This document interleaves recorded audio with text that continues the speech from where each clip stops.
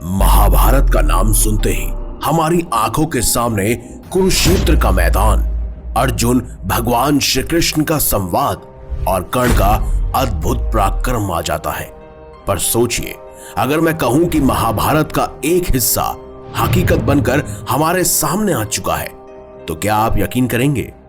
बागपत के सिनौली गांव में मिली एक खोज ने इतिहासकारों और वैज्ञानिकों को हैरान कर दिया है।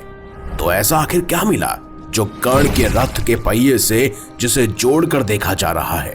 तो चलिए इस खास रहस्य से पर्दा उठाते हैं।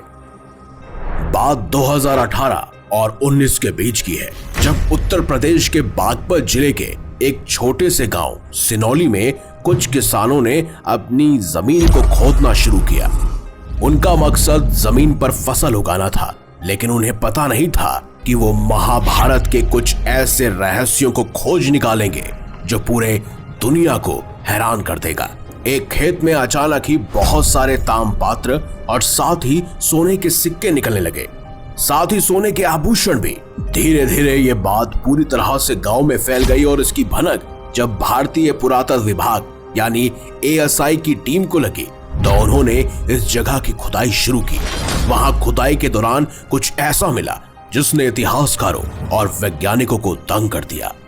ऐसे तो इस खुदाई में 5000 साल पहले और 2000 साल पहले की कई सारी बेशकीमती और पौराणिक वस्तु मिली थी, लेकिन उस खुदाई में जो सबसे खास चीज मिली वो था एक प्राचीन रथ, और ये रथ के साथ एक ऐसा पहिया जिसकी बनावट देखकर हर किसी के मन में एक ही सवाल उठा, क्या ये सूर्यपुत्र कर्ण के रथ का पहिया है या अभिमन्यु का वो पहिया जिसकी सहायता से उसने चक्रव्यूह के अंदर घुसकर कई सारे कौरवों का नाश किया था?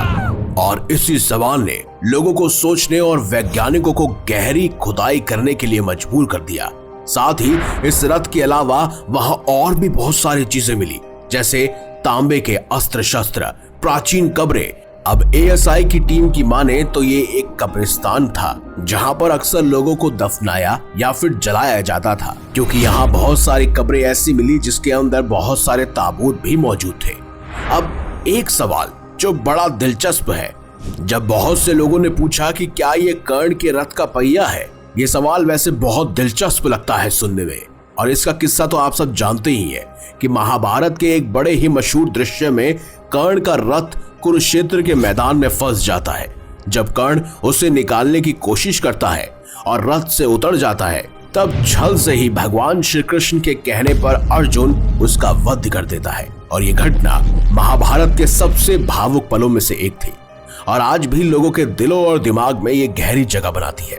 और महाभारत के करीब 5000 साल बाद आज बागपत में खुदाई के दौरान जब ये रथ मिला, तो लोगों ने इसे कर्ण के रथ के साथ जोड़ना शुरू कर दिया।